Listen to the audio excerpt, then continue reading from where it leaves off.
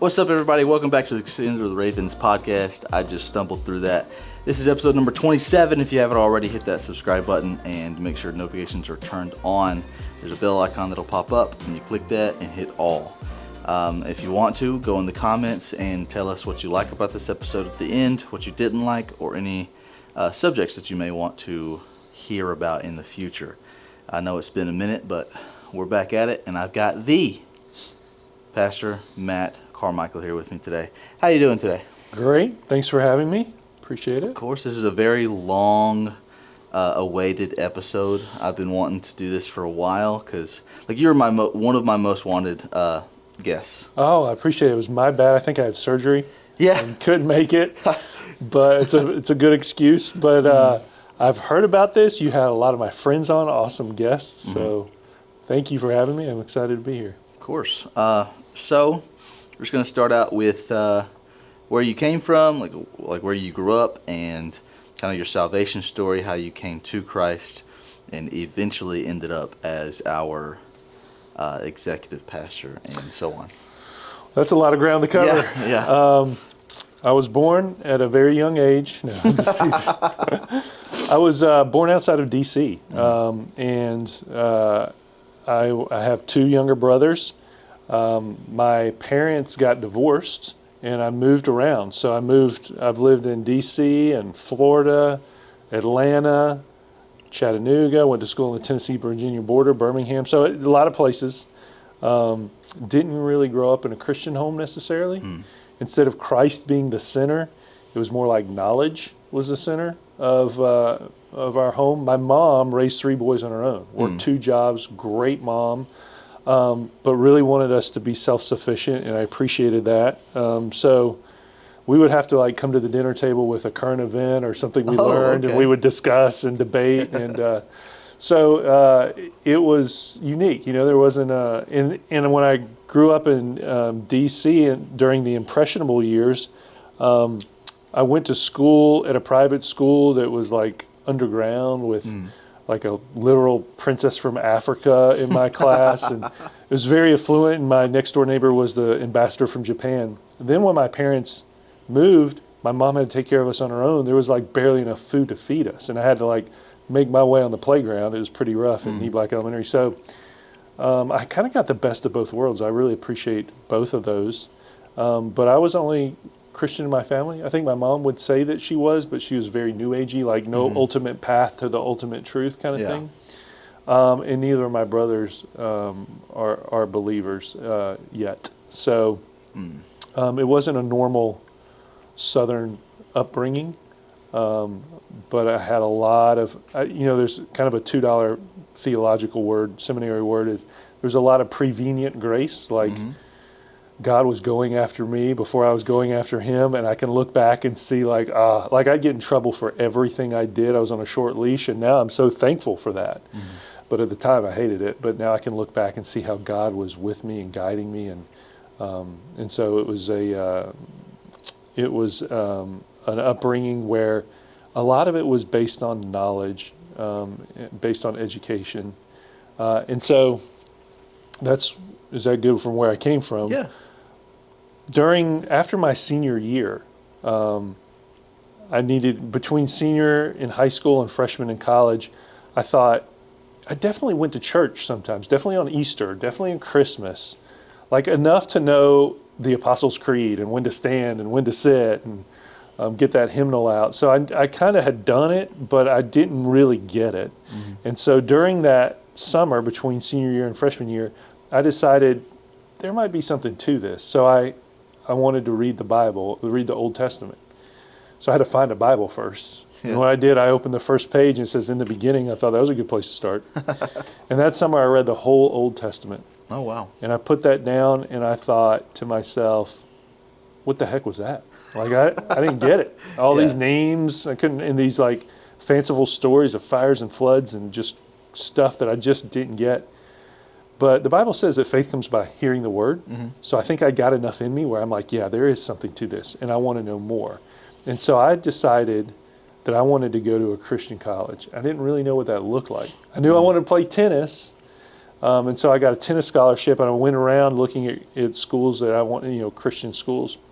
And I found a great one, King University, which is in Bristol, Tennessee, barely. Like part of the property's in Virginia, where State Street runs down the middle. You pay higher taxes on one side than the other side. So it's right on the border. And that was a place that was very good for me. Like it was a small place where it was a safe place to ask all the questions I think everybody should ask at least once in their life, which is like, how did I get here? What's the point? What am I here for? And then the dumb questions, like, they're not dumb, but the non-essential questions, like, if you could clone somebody, would they have a soul? I just ask everything. Yeah. And it was a safe place to do that. And I think that that's really where things started accelerating for me. And I remember walking the oval. Colleges have quads or ovals, and I was walking around the oval, and I just prayed out loud. I was like, Lord, I just can't do this anymore. Like, I'm screwing this up, and I need your help.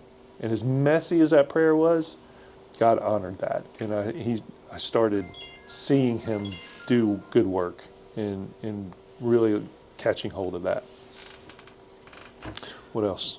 Did I skip any other questions? No, I mean, that's a very interesting way to kind of get into Bible college and stuff. Yeah, so I got suspended from college twice. Really? So you're not supposed to get suspended from college. You're supposed to get suspended from high school Yeah. or whatever.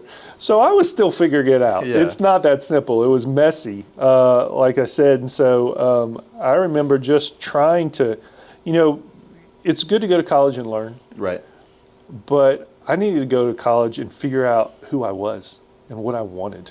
And so that was it wasn't a straight line process. I had to figure that out. But once I got a hold of it, then I never looked back. I knew there wasn't it's not like dating where you date your girlfriend, then you break up, and you get back together and you break up. I was like all in. Yeah. I just didn't know, I didn't know what that looked like. So I would cuss in my prayers, just try to figure it out. So yeah, it was messy. And when I look back on that, I'm so grateful because I think struggle really produces strong faith. Yeah, absolutely. I had a lot of struggle, and then a strength that came from it. I can tell that for sure. So how did you get from the messy prayers and trying to figure out what it even looked like to be all in to working at a church full time? Oh, wow. So not on purpose. So I'm not married. I was married before. And Allison, if I was going, if we were on the highway to the Lord, she was going 100 miles an hour. And I was pulling out of the rest stop. Her prayers were so eloquent, I didn't even want to pray out loud in front of her. And she had a lot of grace. And we started at a little church in Birmingham. Mm. And I just wanted to be the spiritual head of my home. And I always thought church was it's the pastor's job to learn about God and to help people. And it's my job to go to church and put money in the plate. Not biblical. It's we're called to be priests. Mm-hmm. We're all called to be pastors. So we're all called to learn about God and help people. And I figured that out, and I was trying to be involved. And I was 22 years old, so I just helped with the youth because I was just barely older than them and didn't know what else to do. And there was a guy there, Jeff Adams, who was my spiritual big brother. Mm. And I just feel like everybody needs an Elijah and an Elisha. Everybody needs someone pouring into them and someone they can pour into. And Jeff was that for me. He was a spiritual big brother. And I asked all kind of questions, and I watched him. Mm. And that church was very, very good for me. And I started growing and knew that the spiritual order was for me to have. I can't ride on the coattails of my wife's faith or anybody else's. Right. And so I started growing and getting more and more involved and surrounding myself with believers. And so when that becomes such a vibrant, exciting part of your life where it's learning more and more about the Lord, and in doing so, more and more about yourself, then the old stuff doesn't seem very appealing. Right. And so the guys that stuck in the old way of life, I didn't mean to, but I just spent less time. I was married and I was excited about the Lord. And the guys that were in that, excited about God, we were just having a great time learning and growing. And so that really helped. I was a banker. And so I was kind of moving up the corporate ladder. And I was a banker it took me about 10 years to figure out what I wanted to do when I grew up. I knew that I didn't want to do that, but I was just trying to make more money and provide for my family. And so I knew that I was kind of, I wasn't wasting time, but I wasn't engaged in any purpose that I felt like the Lord had for me other than being a husband and a father. Mm-hmm. And so I was very active in church. And I started learning about Israel. And I had my mother-in-law spent time in Israel, and I got the privilege, the blessing to go there. And if you've never been to Israel, it is something else. You will never read the Bible the same. You're standing on the Sea of Galilee.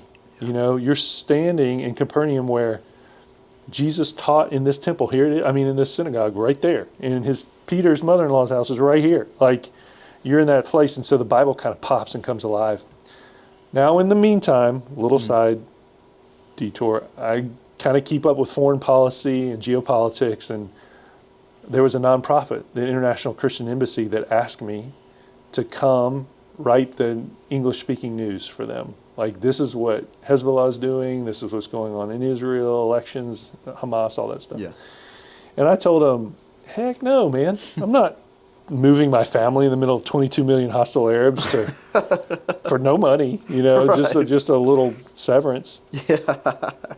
And so I turned them down and went back to my banking job. So that just kind of kept in the back of my mind. Like, I'm doing something that's, I know that there are definitely relationships happening at the bank. As my coworkers are talking about inverted yield curves, people are getting saved at my desk. Like, if you know about someone's finances, their money, they'll tell you other stuff. Like, you'll never guess what my daughter did this week, and they just kind of unload. So you're a little bit of a counselor. Not my other guys were just like, they're not the same, but the Lord just gave me that. And so I was kind of on the front lines, and it was good. But we had 3 boys, and then we got pregnant again. Oh. And 4th boy, and we did it on purpose. Yeah. We prayed about it. And Reagan lived to be 3 months and 11 days old. And he died. The autopsy said it was consistent with SIDS, if you know what that is, sudden infant death syndrome. It's just when they can't really explain why, he was premature a little bit. And so that was a shock, and it was the hardest thing I'd ever been through. Yeah. And I don't mean to skip past that because it was such a big deal, but I had no idea. Yeah. I'm sorry, I didn't mean to drop it on you. We've known each other for years. Yeah, 3 going on 4. Yeah. And so that was a pivotal time in my life because I equate it to Jesus. This is going to be Matt Carmichael paraphrase version. Okay. Jesus is teaching, and crowds are gathering. And then he says, by the way, you've got to eat my flesh and drink my blood. Not the way you grow a church. Right. Crowds start dispersing. And he turns to the disciples and he says, essentially, what about you? And who's going to speak up first? Peter. Yeah. He's always like, shoot first, aim later. And Peter said something very poignant, and it stuck with me. He said, where else would we go? We're all in. Mm-hmm. And that's what I said. Lord, I'm all in. Like, some people will spiral when there's tragedy, and they isolate. Rest is from the Lord. Isolation never is. Right. But I said, okay, I'm leaning in. I'm getting further, and my wife did too, and our family did. And so that was a time that God's presence was so palpable for me. It's like he was right next to me, and he strengthened me. Jesus said, blessed are those who mourn, for they will be comforted. I was comforted. But it locked things in perspective. Like, as much as I was going to miss Reagan for the next 30, 40 years, however long I'm alive, how much more would God miss one of his for eternity? And if that's his top priority, maybe that should be my top priority. Wow. And so I got some good advice, like, don't make any decisions for, I can't remember, 6 or 12 months, because you want to be like, screw this. I don't want to do any of it, this is all silly. So I didn't do that. And then, but that old, hey, come write the news for us in Jerusalem was still in my head. And the news is fun to write, and that's really cool. But what I really wanted to do is go work with Christian communities there. Yeah. Because Israel is, if you're an expat, if you're a foreigner, then there are churches for you to go to. But if you were born in an Orthodox Jewish house or a Muslim home, you will be disowned. Like, you will be fired. You will have rocks thrown through your window. So you can't just come to a church. So when the church is persecuted like that, there are these small, essentially, home churches that start popping up. Yeah. And persecution causes fire to take place, and churches just grow exponentially. And so I wanted to be a part of that. I wanted to help people get saved and free and rid of all their junk, that, lies that they believed about themselves and their identity in Christ. And so I told them, hey, I want to come over now.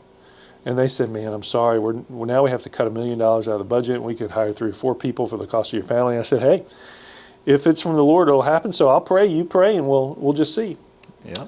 And they called back and they said, yeah, we want you to come over. Nice. So I said, great, sold everything, quit my job. Now in Israel, there's not a two-party, there's not Republicans and Democrats. It's more like Britain and a lot of European countries, where there's like all these different parties, and it's a little bit like Survivor Island. They're jockeying for position, And an ultra-Orthodox party got into Minister of Interior's office, the Shas party, and they said, no more Christians. Oh. Well, I was going through the ICEJ, International Christian Embassy. Yeah. So they wouldn't let me in. And so I'm kind of stuck. And the word says to seek wise counsel. And so I talked to some people at my church. I should say that my brother and sister-in-law came to Daystar. Okay. When it was, for those that aren't in Daystar, it used to be in Dodge City. It used to be, this is like 20 years ago, 15, 20 years ago. And so I knew Pastor Jerry, but not very well. And when Reagan died, Leslie Lawson drove a van down with a bunch of people to pray, brought food, not even my church. Yeah. I looked out the kitchen window, I was like, this is what the church looks like. Wow. And I went to an awesome church. Yeah. But I was like, wow. And so when it was time to seek wise counsel, because I couldn't get in the country, I asked several people. One of those was Pastor Jerry. And Pastor Jerry said a lot of good things, a lot of wisdom. A couple things that I remember. One, he said, if I thought the Lord was calling me to Israel, I'd do everything legally possible to get there. The second one he said was, in the meantime, have you ever thought about working in a church? I was like, heck no, you're not listening to me. That's not what I want to do. But I said, in the meantime, because once you have the licenses and a good reputation in the banking, there are lots of banks, so you could go get another job. Yeah. Not hard. But I really felt like the Lord was calling me to this, to something different, something for Him. And so I said, in the meantime, in my church was like the preeminent small group church in America. Yeah. And they were trying to get that going. And I was like, I'll volunteer a few days a week. So I started volunteering, and he's like, great. Well, small groups, if anybody listening doesn't do small groups, that's a hard thing to start, because they were doing something called community connection. They were classes. So classes being one person disseminating information to a bunch of people. Small groups are different. Small groups are doing life together, not in rows, in circles. And so it's not one person teaching, it's people doing that together and growing together. And so to change that is not an easy thing. And so it took some time and some effort, but I knew, I felt passionate about it, knew how to do it. And then we started going, they're like, hey, we can't get off this path. We need you. Will you work part-time? I was like, yeah, I'll work part-time, because I was also writing the news for that from the state side. I wasn't over there, so the time's different. So I'd wake up at 3:30 in the morning and be like, all right, Hezbollah, let's go, and start writing, And so I was doing some part-time stuff here and some part-time stuff with the writing. And it got to a point where, God was doing stuff here. And my predecessor, Lance Self, and Pastor Jerry said, hey, we need you full time. Like this is going. And I said, I'll give you 1 year. Oh. Well, that was 15 years ago. Right. Because I saw, what I wanted to do in Israel in those home churches, see people saved and set free and alive and vibrant. Well, I was seeing so much of that here. Yeah. So many amazing stories and miracles. So I started as a small groups pastor. And then as we're growing, we need, Lance, my predecessor, he was the executive pastor at the time, came from the automobile industry. Yeah. So he would run these major plants for BMW and Toyota and all that sort of thing. He said there's something different about the mindset of an American factory worker and a Japanese factory worker. He said if you ask an American, what do you do in the plant? They say, I do quality control in the rear bumpers. If you ask a Japanese plant worker, what do you do? And he's like, whatever's needed. Like whatever it takes. Yeah. And that's the mentality that Daystar Church was running on. And so then they said, we realized we need some help on our front end teams, on first impressions. That's greeters, ushers, coffee, security, parking. So I started doing that. And then it grew from there. Campus pastor, a lot of different startup side projects, outreach and things like that. And then became the executive pastor and then the senior executive pastor. Were you the campus pastor here? I was, before your time. Yeah. For how long? I don't know, man. I can't even remember how long I've been the senior executive. I would say maybe 3 years, I'm guessing. I'd have to go back and do the math. You were the executive pastor, was it until maybe last year? Yeah. Because, you were the executive pastor when I started coming here. So I just always thought that that's what you were. Yeah. At least until I learned that a lot of people here have done a lot of different things. Absolutely. We have our missions pastor, Kip Potter, has done, I cannot count, he's been a campus pastor. He was a youth pastor. He was we have a global team. He was a pastor over that. There's so much stuff.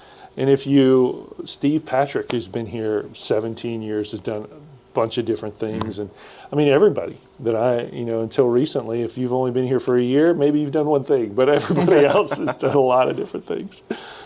Yeah. It is crazy. That's what I was talking to Jaron about when he was on here, is how many hats that he had.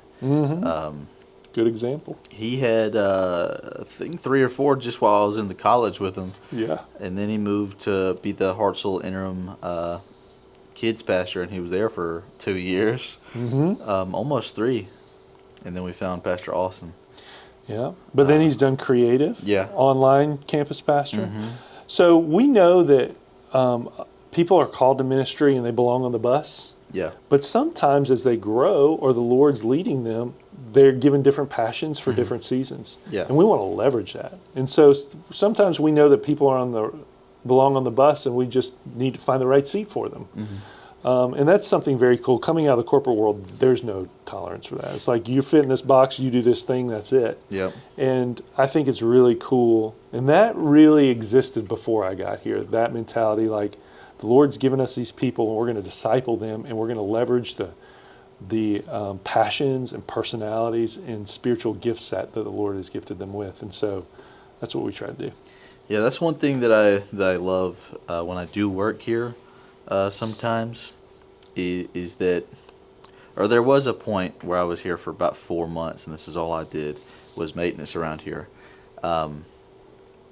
Is I realized that y'all weren't just trying to have me around to get things done. Y'all were also trying to take care of me and make sure that this is what I wanted to do, and to make sure that I was on the path that I need to be.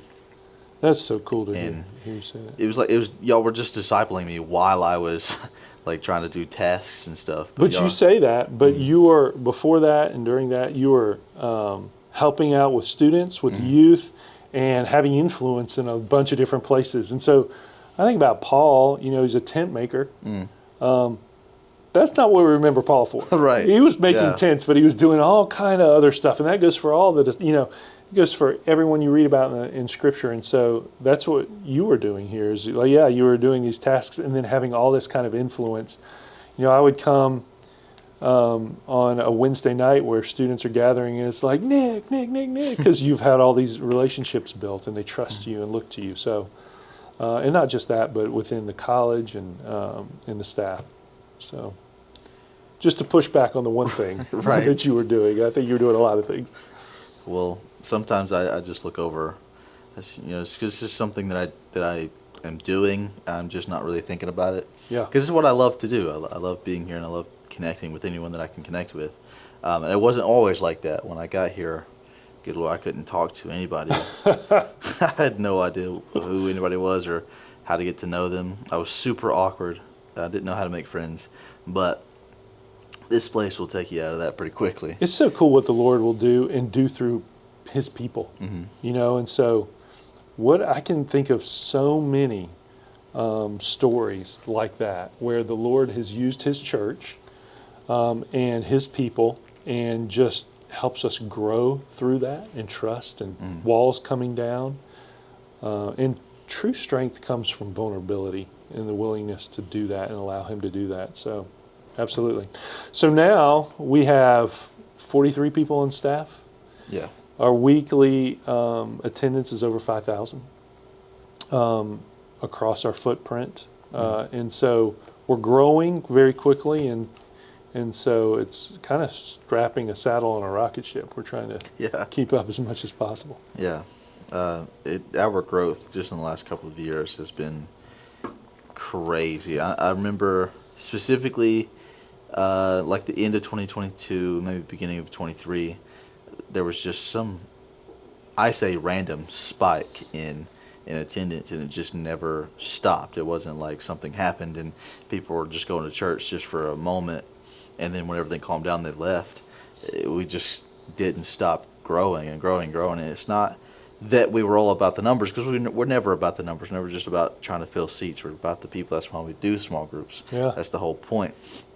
I heard a long time ago that we tried to do Sunday night church like some churches do. Saturday night church Saturday as night well. churches Well, too? we did Saturday night church, like a service like on Sunday morning, and then we did a Sunday night kind of extra, is different service. Yeah. So we've done both. Yeah, someone told me that we stopped that because it was the regulars that were going. There was no new people coming and getting saved on the Sunday night services. So I was told that we stopped that and went a different direction, which would be small groups, and that's when people started to really connect and start an actual family here, which I'm sure that it was started before that, but whoever told you that is right on.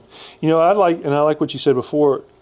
I would say that numbers absolutely matter, because numbers equal souls, salvation, people, right. And heaven and hell is real. And so we want to grow the kingdom and take ground. Right. And so, and we definitely want to continue to disciple. We're called to disciple, but we need to have people coming into the kingdom and growing. And, that's the Great Commission, Right. Because we do want to see the same people coming in every week, but we also want to continue to see new people, which is why we've gone from, I think we had an average of 1,800 when I started, and now you said about 5,000, which is... Yeah, we continue to grow and build campuses. Uganda is a major focus for us, and through Daystar International Ministries, we've planted over 300 churches throughout that nation, and so that's big. And then, like you had Pastor Jaron on before, and he's our online campus pastor. Well, we've got some folks who they're just going to visit family and they're watching online. They're normal attenders. Yeah. We've got some people who cannot get out, they're homebound, and this is a lifeline for them. I was in our Madison campus recently this month, and I met a lady who watched us in Phoenix. Wow. And decided to move here. Whoa. Because she was watching Daystar Church online. I don't know. And I asked, how did you hear about us? She's like, I was just looking through for churches to watch on the internet. So that has a major influence. That's incredible. Yeah. And then we've got people in Pakistan watching. And so, we've got all over the country, all over the world. And so we want to do... You're never bored. There's always more to do. And knowing that it doesn't depend on you, you just have to be available and obedient. and let God do that work. Yeah. You talked about Israel and Uganda, so I'm trying to go back to Uganda in January. Pastor Jaron and Kip both keep asking me about it, because I think Jaron wants to go this time, but he wants to make sure we have a crew going. Yeah. Last time I went on a January trip, it was just me and Pastor Kip, Yeah. just ourselves. Same with me. I just went with him the last time. It was very interesting. I got to know a lot about Kip. I never thought I would know. Yeah. Yeah. But it was a good time. Had some crazy experiences. The first 4 days, we were there for 10. So the first 4 days, I had a strong feeling that I wasn't going to make it back home. Wow. Yeah, it was like it was like in my head, I was like, for sure, I'm not making it back home. I'm glad that turned out not to be the case. Same. I believe it was just a spiritual attack because on the very last day, Bishop Nassan gave me the opportunity to speak. It wasn't planned at all. I was just sitting next to him, and they were having the other pastors from a different church preach, and then I got like this strong impression on my heart, and scriptures were coming to mind. So I looked them up, and I thought of something, and about that time, Bishop Nassan leans over and says, "Hey, do you want to say something?" And I was like, "Yeah, sure, I'll do that." Good for you. And most people would be like, heck no. yeah, I was like, I'm not going to pass up this opportunity. It was so scary, though. I got up there, and I turned around, and there was 3,500 people standing back there. I was like, this is more people I've ever seen in my life. This is crazy.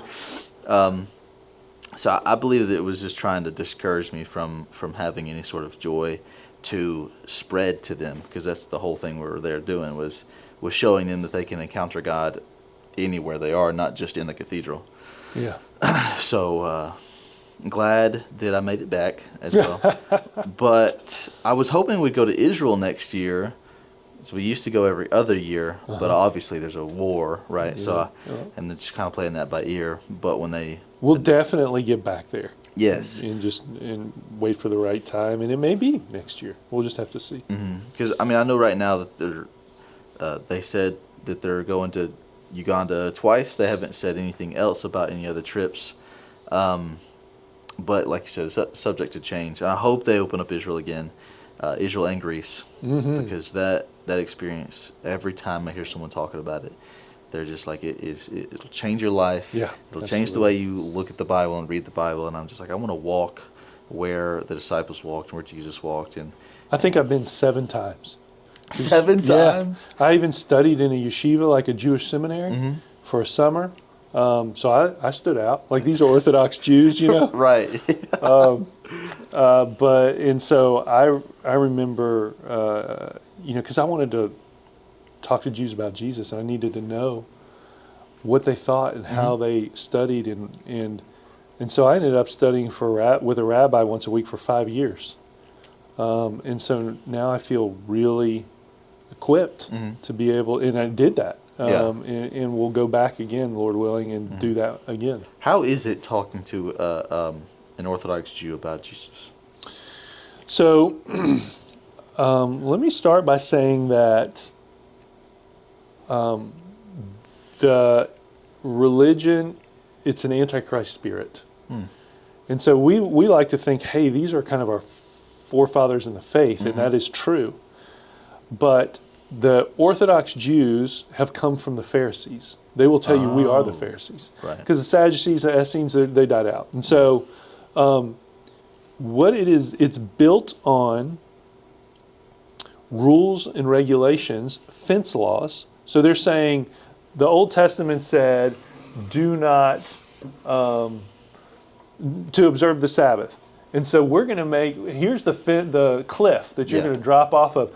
We're going to set a fence way up here, so you can't even, it says don't light a fire on the Sabbath, so we won't even let you push an elevator button because that spark is like a fire, and so you can't do that. And so it's just one thing after another, and Jesus said, my yoke is light, but theirs is so heavy. And so it's a bunch of rules and regulations. If you're a good Jew, you're praying 200 times a day, and they're not your prayers. They're rote prayers that you've memorized.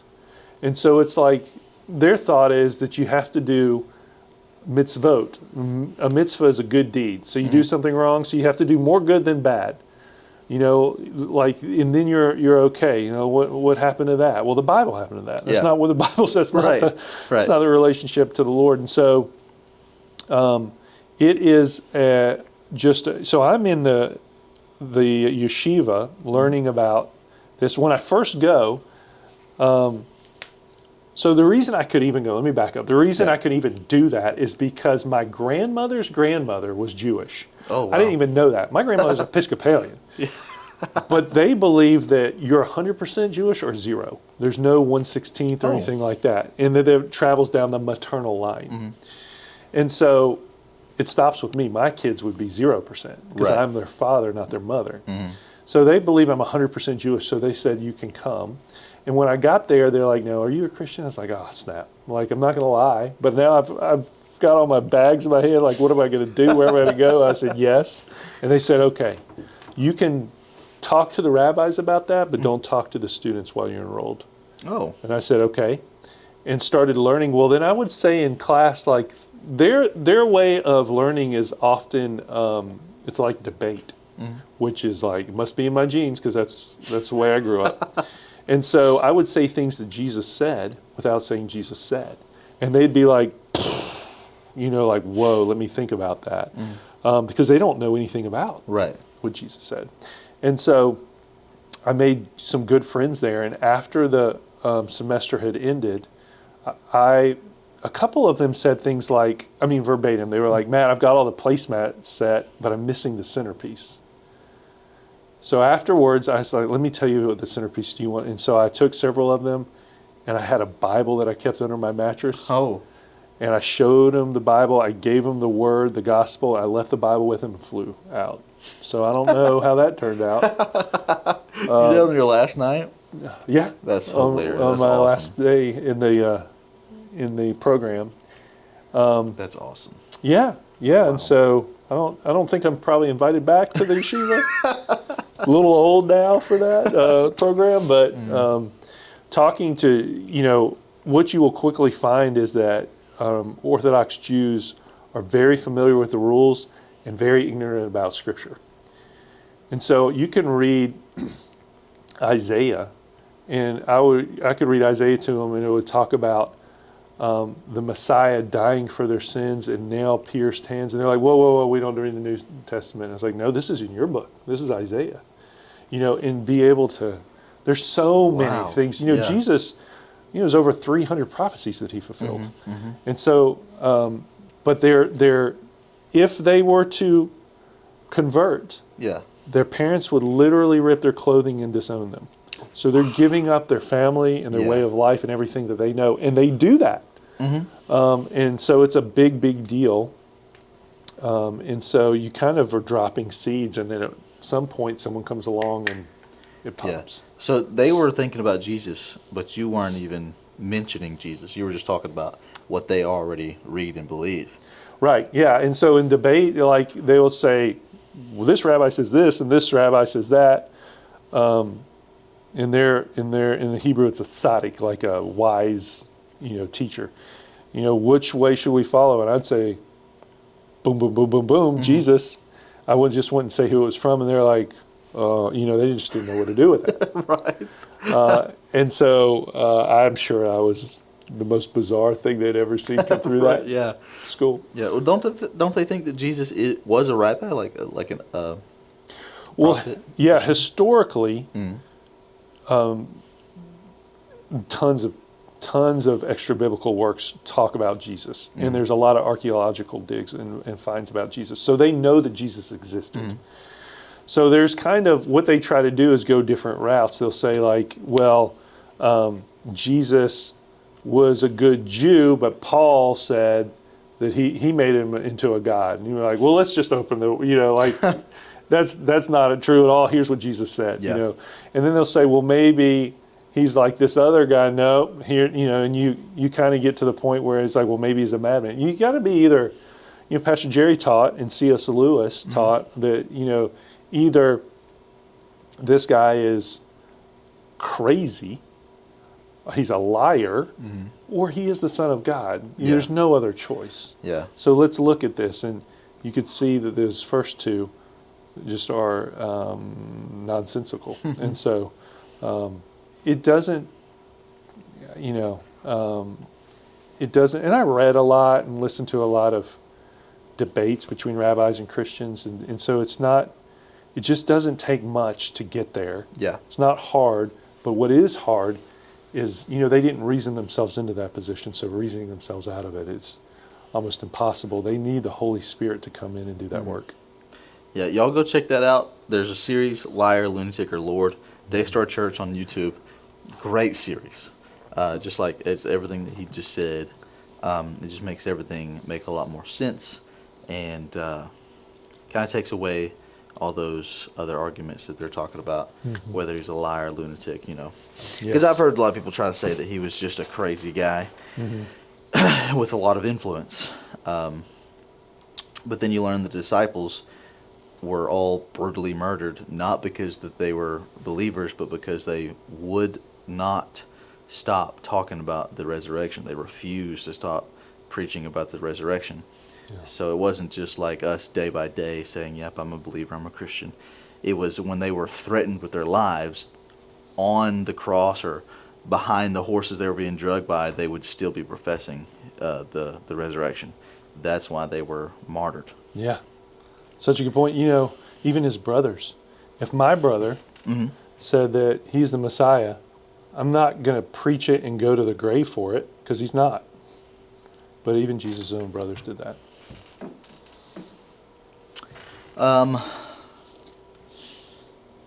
So I'm gonna ask two more questions. One is, do you have any dreams or aspirations that you want to do with your life in the future? Oh, yeah. Absolutely. For a long time, well, let me say this. When I first got out of school, I got a job, and I moved up. I got promoted like 5 times in about 2.5, 3 years. And then I bounced, went to a bank, got promoted several times. I was there about 2.5, 3 years. Then I went to another bank, was there about 2.5, 3 years, got promoted several times. Then I came here. I didn't recognize this pattern. So at about 2.5, 3 years, I said, Pastor Jerry, this has been great. But I did what I came to do. I need to put some money. I took a 40% pay cut. And there was kind of this, I just had this thing where I've lived in a lot of cool places, and I wanted, there are a lot of cool places out there that I wanted to see. And then there are a lot of cool things that I wanted to do. And what I realized is, this is the first job I'm never bored. Right. And I am fulfilled. Happiness is fleeting. I had a good day. Right. Fulfillment, that's joy. Like you're here doing what the Lord's given you to do. Right. And so I still, I don't have, Pastor Jerry and what he does as a lead pastor is something that I think was gifted to him and I don't have. He's a visionary. And then my job is to take that vision and make it actionable, put legs to that. And so I don't have any aspirations to plant a church or anything like that. What I do like doing is creating a structure and processes. It's like a vine. It needs a lattice. That's kind of, if you don't know what a lattice is, kind of the crossbar structure. It gives it something to grow on, but it's the organic vine that grows. And so I like creating the lattice and putting things in place, getting hurdles out of the way. We've got a lot of good speakers here, and I like to, get the hurdles out of the way and let those horses run, and put them in positions to win. The same thing goes with folks that are working behind the scenes. You'll never see it, but they are creating that lattice. And so I continue to lean into that. Now, in the meantime, I've been traveling. And so I'll be in like Istanbul, Turkey, and that was very cool. Or hiking. I love to hike and spend time with the Lord that way. But I have a lot of vision in building more structure and doing it within Daystar Church. That's awesome. You're really good at that. Oh, thank you for saying so. You've gone through quite a lot here recently. Yeah. What are some things that God is trying to teach you right now, going through the things that you're going through? And So yeah, I had a lot of turmoil in my family, and people that were hurting and to no fault of their own. And quite honestly, it's been the hardest time of my life, and that's from someone who's lost a child, because that wasn't done to me, So my prayer in the beginning was like, Lord, get me out of the storm. right, Like, I just can't do this. And that changed to, Lord, be with me in this storm. And I think it did because of James. James 1 says, consider it pure joy, my brethren, when you go through trials and tribulations of many kind. In it you develop perseverance, becoming more complete, lacking nothing. Well, I haven't considered it pure joy, but the fact that there is purpose in struggle. And I think the things that I have gotten good at, or God has given me, comes from struggle. And so again, you have that, just like when Reagan went to be with the Lord, my son, you can decide to kind of spin out and isolate, or you can lean in. And to lean in and trust God builds that faith. When the Israelites were coming out of Egypt, they were complaining, like, we don't have anything to eat. It would be better to be in slavery. At least we had food there. And God's like, I'm going to give you manna. I'm going to drop it from heaven each day, but don't store it up. So what'd they do?